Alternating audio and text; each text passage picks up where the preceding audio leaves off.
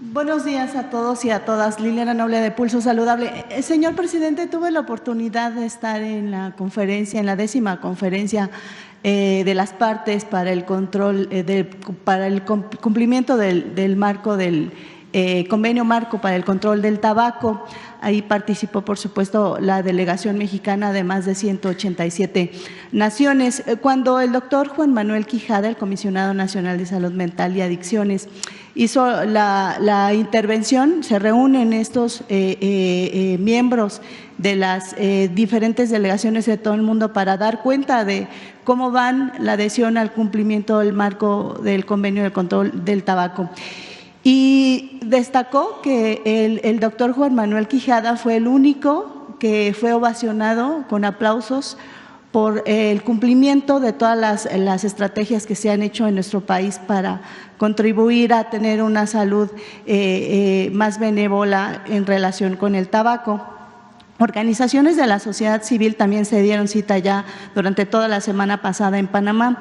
Me gustaría comentarle que Eric Antonio Ochoa, de Salud Justa MX, Daniel Dorado, de Campaña del Control del Tabaco de Colombia, Diego Rodríguez, de OMIS Uruguay, y Patricia Sosa, de Campaign for Tobacco Free Kids, hablaban de la importancia de México como plan estratégico, el de su gobierno, y ellos, particularmente Patricia Sosa de Washington, me decía que llevan 30 años en esta organización de la sociedad civil trabajando por el beneficio de las niñas y los niños, que sean espacios libres de humo de tabaco, que no tengan acceso libre al tabaco. Y me decía que en todos estos años han trabajado en conjunto con México, pero nunca habían tenido tanto beneficio las y los mexicanos como con su gobierno. Me preguntaban que yo qué sabía de usted al respecto, por qué había esta buena voluntad política.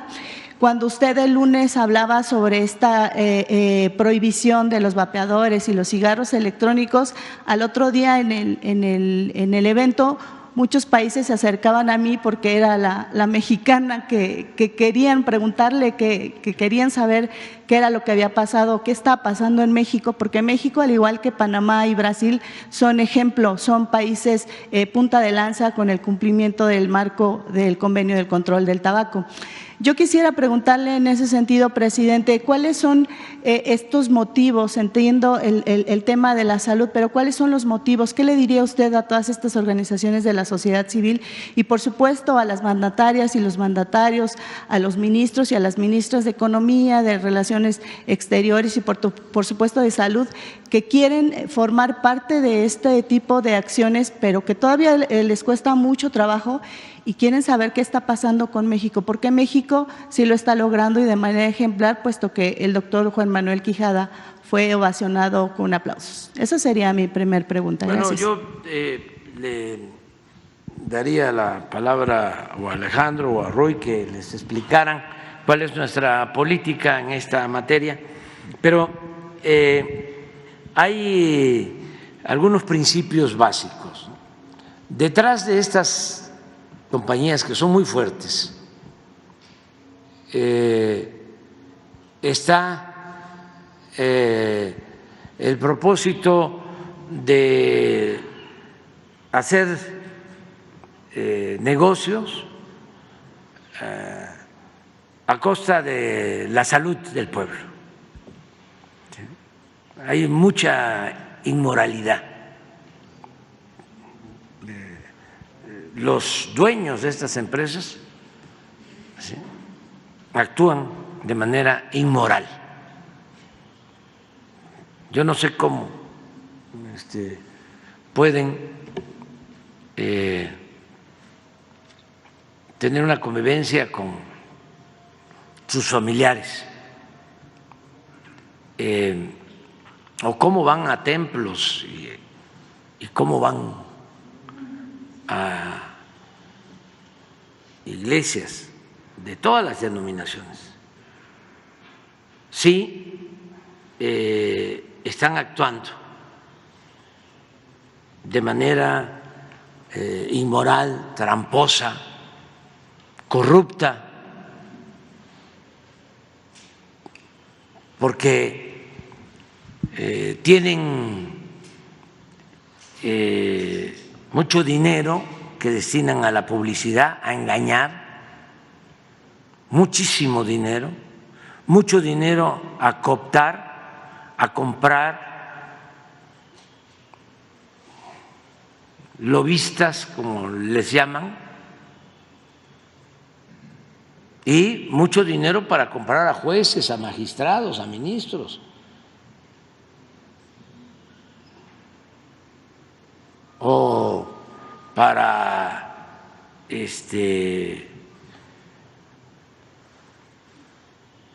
apoyarlos. Es como el caso de las armas en Estados Unidos. Las fundaciones bélicas pagan campañas de diputados, de senadores. Imagínense eso.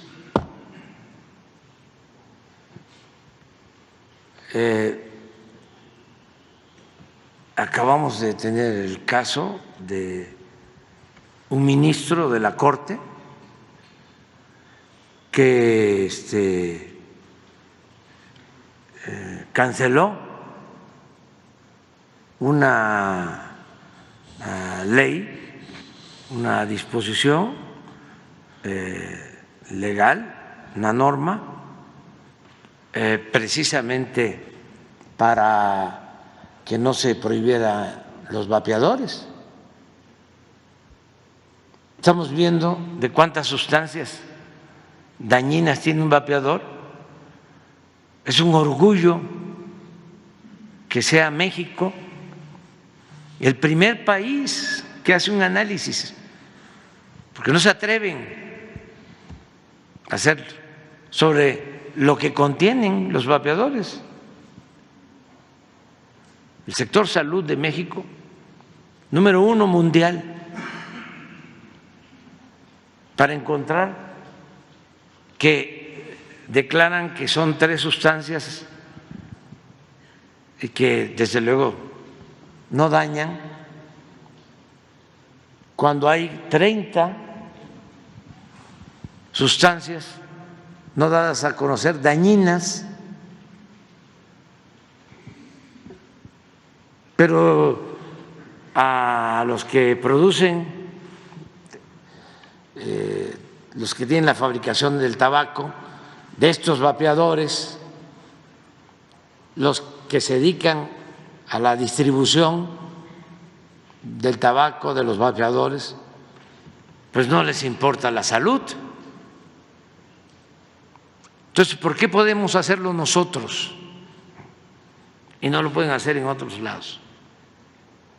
Porque nosotros somos libres.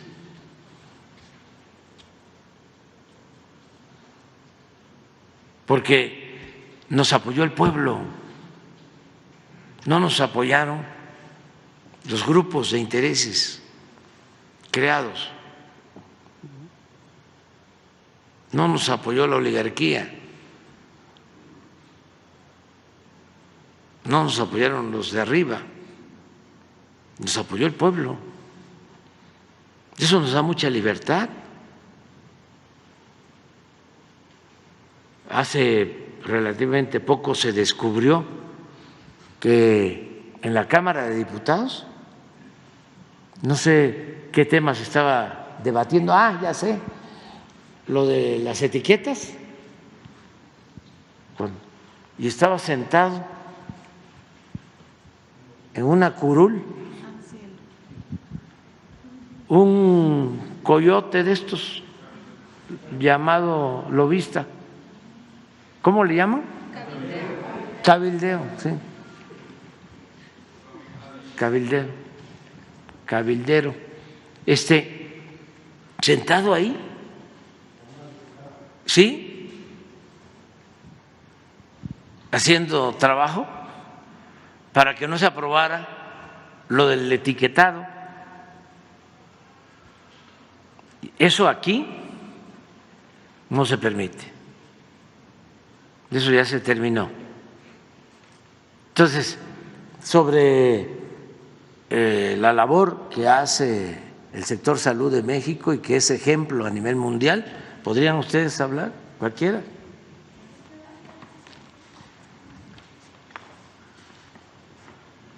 Sí, con su permiso, señor presidente. Efectivamente, en este sexenio la salud mental se ha caracterizado desde el primer día en su trabajo preventivo y ligado a las comunidades. No hay otra forma de tener la cercanía con y no estar con las comunidades.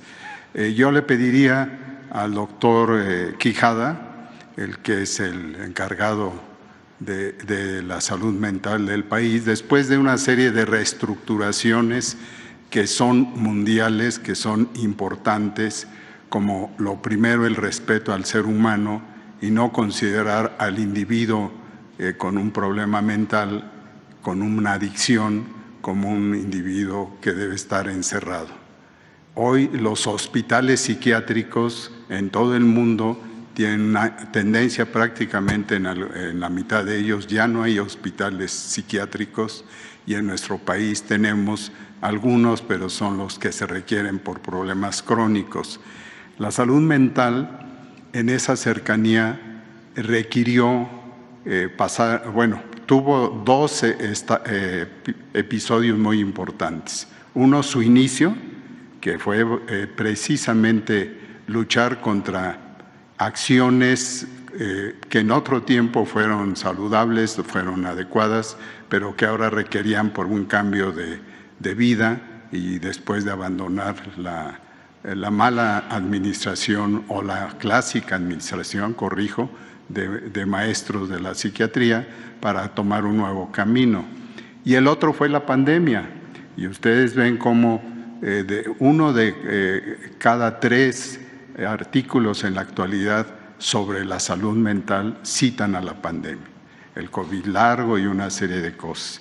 Y el segundo aspecto muy importante, y disculpen que me esté alargando, es el de las adicciones.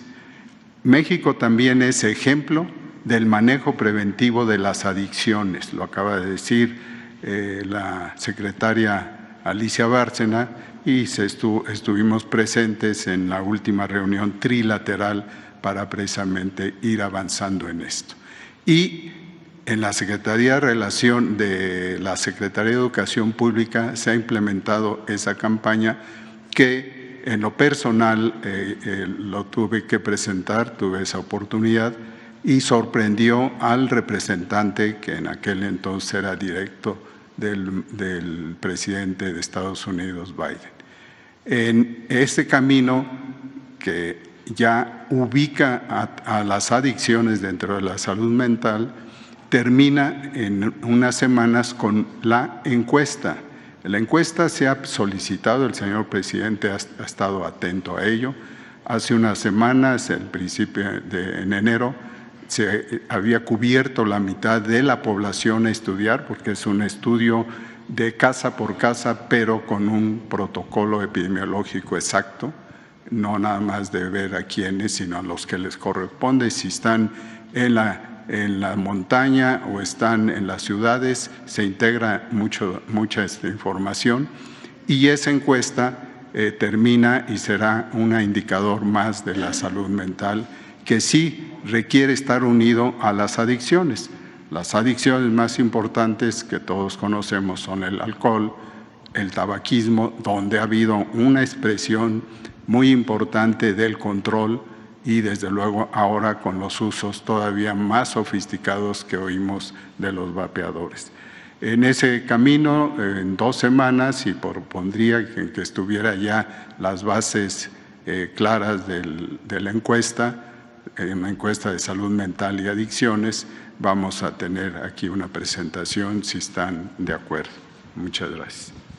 Gracias, doctor Alcocer. Y siguiendo con el tema de Panamá, presidente, es la tercera vez que me toca estar en esta ciudad, y una parada obligada siempre es el Canal de Panamá, y ahora lo hice con mucho más interés por lo que usted nos había comentado.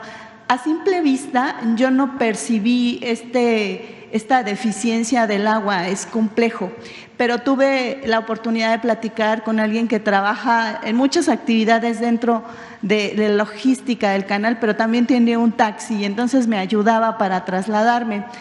Del aeropuerto hacia el hotel en donde yo estaba hay que cruzar una avenida y me hizo la referencia, llegué a contar hasta 12 buques. Tardan alrededor de unas 8 o 10 horas en pasar cada uno de ellos. Los panameños se han organizado, algunas familias, y les llevan comida, desayuno o cena porque tienen que estar ahí. Se han perdido millones de dólares, es una ciudad que está dolarizada, el peso panameño vale lo mismo que el dólar, pero es importante destacar lo que mencionan los lugareños. Ellos dicen que esto se pudo haber previsto y no esperar a que llegara el desastre con el cambio climático, que había que pensar en adelantado.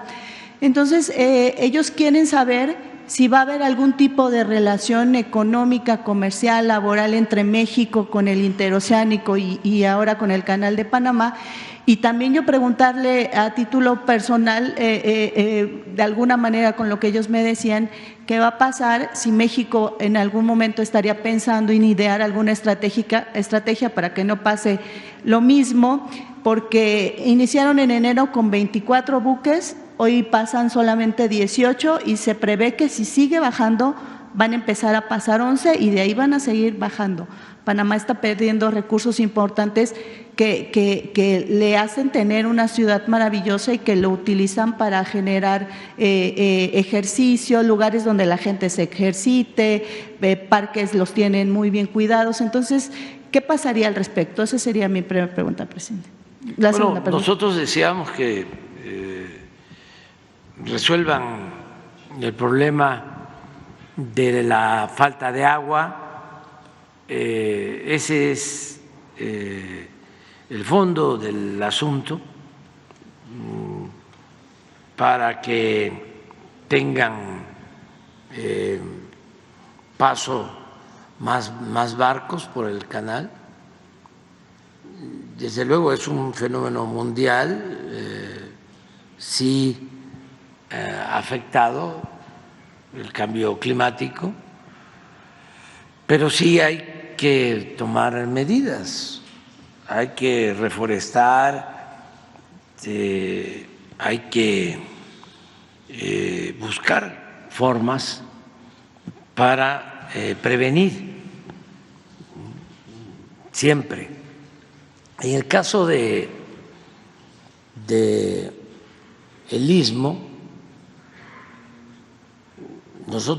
yo siempre sostengo que Maquiavelo tenía razón cuando hablaba de que la política era virtud y fortuna, virtud y suerte.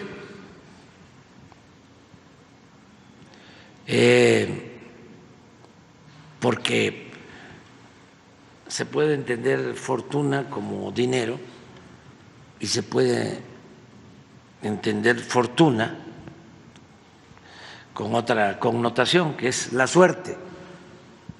Soy un afortunado, tengo suerte. Pues los mexicanos tenemos suerte. Y iniciamos a tiempo este plan de rehabilitar el corredor del Istmo, que estaba en el abandono, los puertos y la vía del ferrocarril, ya prácticamente sin uso.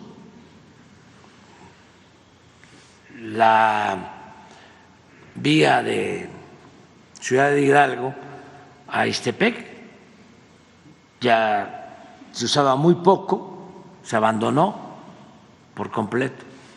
Lo mismo de Salina Cruz a Coatzacoalcos y de Coatzacoalcos a Palenque y hacia Yucatán. Entonces, comenzamos desde el principio con este plan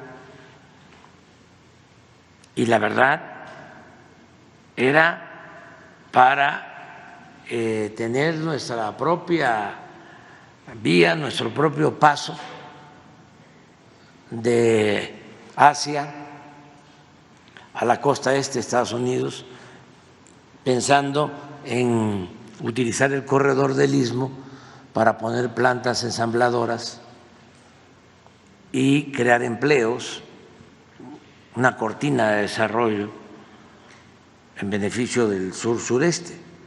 Entonces, así comenzamos. Pero esto que está pasando en Panamá, que es relativamente nuevo, porque esto lo empezaron a padecer hace 2 años y se ha ido agravando. Entonces, esto ya le da una connotación distinta, ¿no?,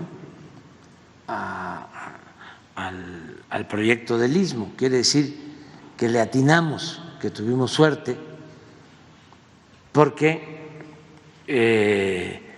ya el día 26 inauguro el rompeolas de Salina Cruz, que va a permitir que lleguen barcos enormes a Salina Cruz, de los más grandes, llamados precisamente post-Panamá, a Salina Cruz. ¿Por qué no pones el rompeolas que vamos a inaugurar? A ver si está, a ver si te mandan la foto última. Ya se dio la concesión para la ampliación del puerto, eso va a llevar tiempo. Ya está rehabilitado el puerto de Coatzacoalcos, se desasolvó, o sea, los puertos, los 2 puertos, y ya está la vía del ferrocarril rehabilitada toda. Se están haciendo 7 horas de Salina Cruz a Coatzacoalcos.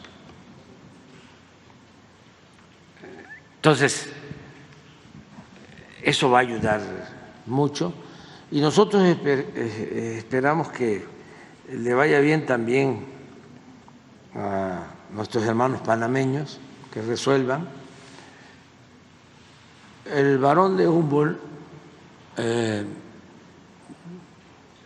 estudió varias regiones, pasos para unir el Pacífico con el Atlántico, y llegó a la conclusión que eran 3 los mejores: uno en Nicaragua, otro en Panamá y el del Istmo. Y se optó, con el paso del tiempo, por el de Panamá. Pero aquí también, actuando con visión, en la época de Porfirio Díaz, se construyó el ferrocarril y los puertos. En ese entonces no tuvieron éxito porque Asia no es lo que es ahora. Todos los puertos importantes, o el puerto más importante, era Veracruz. Por eso no se desarrolló el Istmo. Pero ahora Asia es una potencia como región, y tienen más movimiento de mercancías los puertos del Pacífico que los del Golfo, sobre todo en contenedores. Manzanillo está en primer lugar en segundo ya está Veracruz, pero en tercero está Lázaro Cárdenas. Y va a ser hacia el futuro muy importante, Salina Cruz. Pues si no empezamos en el 2019, es 1,5 kilómetros. Estamos hablando de miles de toneladas de piedra. Y esto permite, aquí hasta ahí, a ver si tenemos una visión de conjunto. Esto permite que entren los barcos, ¿sí?, sin problema, y estamos hablando de un calado, de una profundidad de más de 20 metros. Y el rompeolas se construyó precisamente para que tengan estabilidad los barcos. Ese es el antiguo puerto. Junto vamos a ver ahora el nuevo. Este es Salina Cruz. A ver, empezamos. Este es el nuevo. Y esta es una terminal de petróleo de la refinería de Salina Cruz. Pero todo esto va a ser el nuevo puerto. Y ya está la concesión, ya están los proyectos. A ver, muévele de nuevo.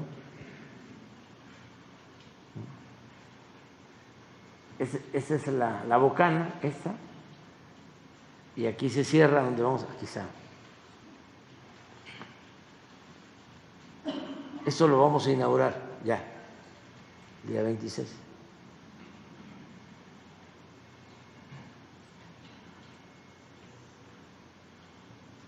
Y ya he contado muchas veces la historia del canal, no debe de olvidarse, porque es la historia de la soberanía de un país. Cuando había interés en hacer el canal, se creó como país Panamá, que pertenecía a Colombia, era parte de la Gran Colombia. Entonces se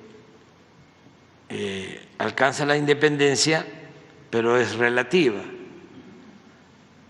porque de inmediato ya se enajena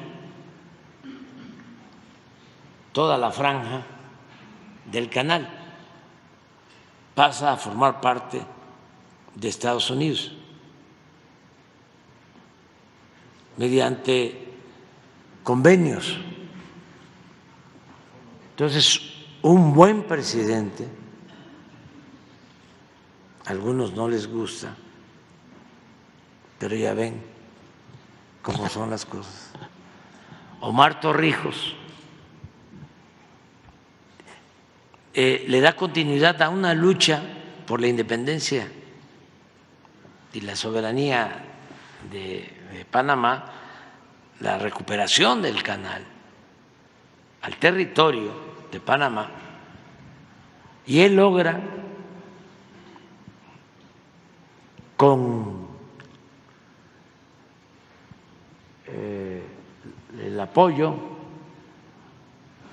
del presidente Carter, que todavía vive, un buen presidente de Estados Unidos, comprende pues que ya era tiempo de devolverle a Panamá su soberanía y se firma un tratado. No fue así de la noche a la mañana, de que se firmó el tratado y a los 2 años o 3 años o 5 años, llevó tiempo Pero ese tratado se cumplió y ahora es el gobierno que representa al pueblo de Panamá el que administra el canal, ya es de ellos. Por eso fue muy grande Omar Torrijos, muy grande. Este es.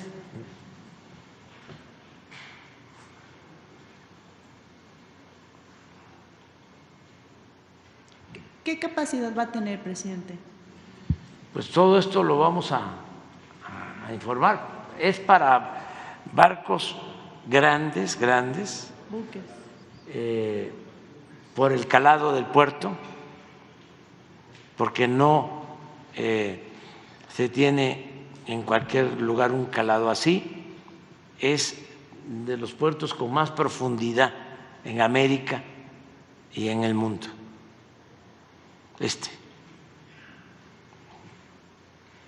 Entonces, este es un avance.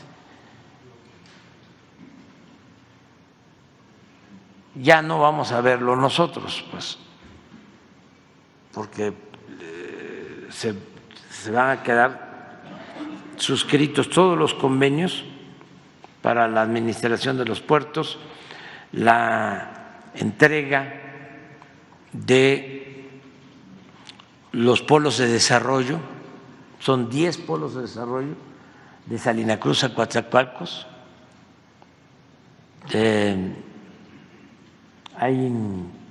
Fundamentalmente son empresarios mexicanos, porque es una zona también de seguridad nacional que tenemos que cuidar. Son 300 kilómetros para unir 2 océanos, los 2 más grandes océanos. El Pacífico es el más grande de los océanos del mundo. Entonces, imagínense que en 7 horas en tren, y tenemos enfrente, del lado del Golfo, toda la costa este de Estados Unidos, virgen, porque la relación comercial de México con Estados Unidos se da fundamentalmente en el norte. Entonces, lo que queremos, bueno, el proyecto hacia adelante va a ser unir los puertos del Golfo desde lo que era el antiguo puerto Bagdad, Altamira, Tampico, Veracruz, Coatzacoalcos, Dos Bocas, Frontera, Ceiba Playa, Progreso,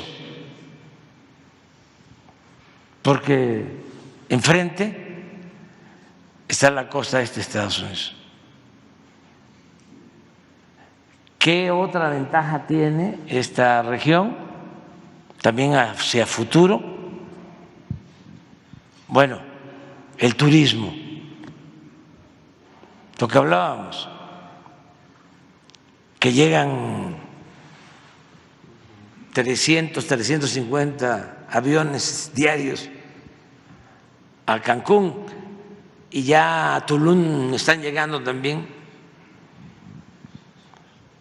Y voy a decir algo, ¿no? Bueno, no lo digo. Pero es el paraíso,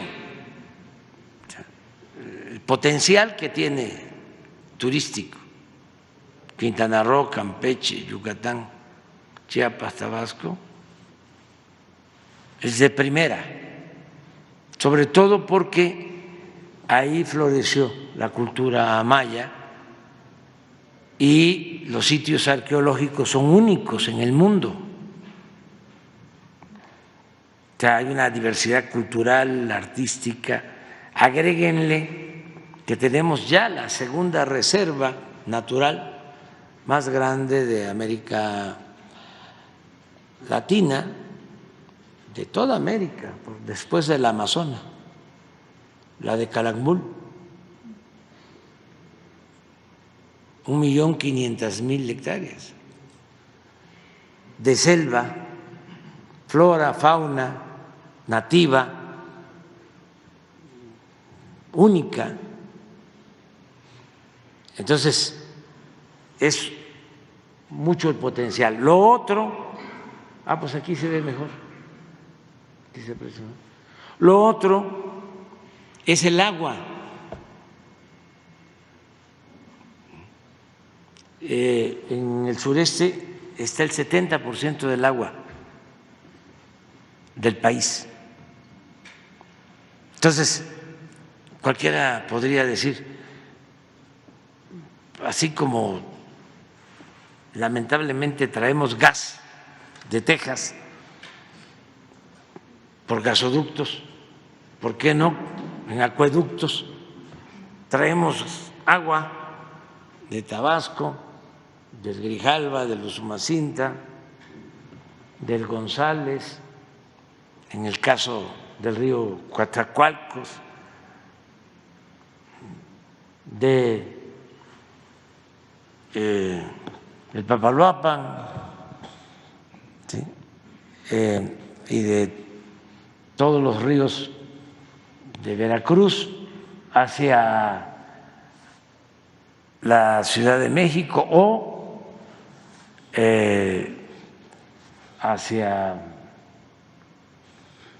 el norte para llevar agua a Nuevo León y otros estados, ¿no? Sí. Es bueno el proyecto, porque el agua es fundamental,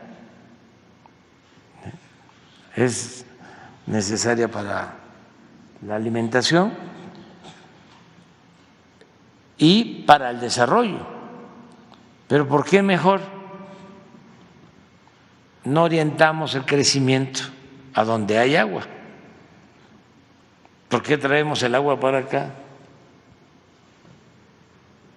y no seguimos impulsando el sureste para que se vaya poblando más si allá está el agua?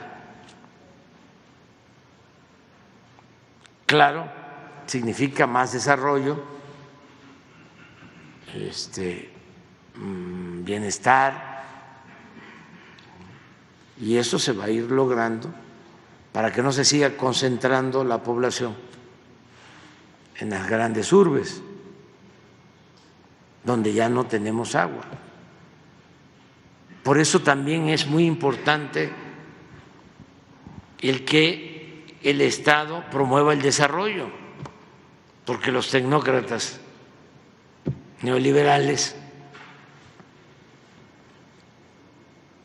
plantean que debe de desaparecer el Estado y que todo tiene que quedar al mercado. Entonces pueden explotar de manera irracional un recurso y no hay quien regule, porque por encima de todo está lo mercantil, lo que hablamos de la salud y de los vapeadores. Esa es la mentalidad. Entonces tiene que haber un Estado que promueva el desarrollo, que haya planeación, que oriente el desarrollo. ¿Qué pasó durante el periodo neoliberal? Se despoblaron los municipios de México, la mayoría. Se despobló el campo. ¿Dónde hubo crecimiento? En las ciudades fronterizas. Imagínense Veracruz, que es más que un estado, es una república que tiene de todo. En el periodo neoliberal abandonaron Veracruz más de 1 millón de veracruzanos. Un estado que tiene agua, buenas tierras para la producción agropecuaria, bosques, minerales, petróleo, gas, todo. Se fueron a las maquiladoras. Sí, Reynosa y Juárez. No, hay que procurar que la gente tenga oportunidades donde nació, donde están sus familiares, sus culturas, sus costumbres. Pero para eso se requiere la orientación del Estado. ¿Cómo le hicimos? A ver, esto para los tecnócratas. ¿Cómo es que se logra que el año pasado el sureste tenga un crecimiento del doble que el norte?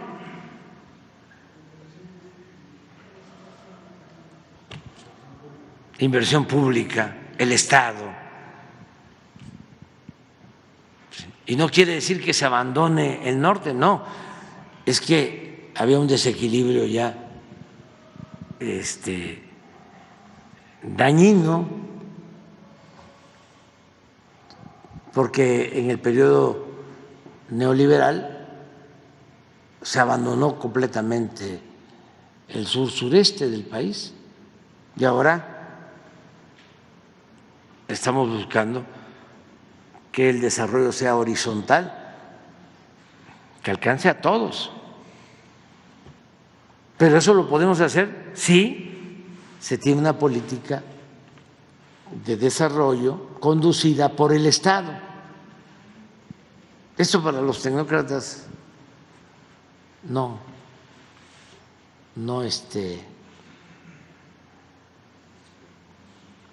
aplica. Y más en las generaciones que les tocó el auge del periodo neoliberal, en las escuelas les enseñaron de crecimiento, ya no se hablaba de desarrollo, les importaba más el Producto Interno Bruto que la educación del pueblo, que la salud del pueblo, que los salarios justos.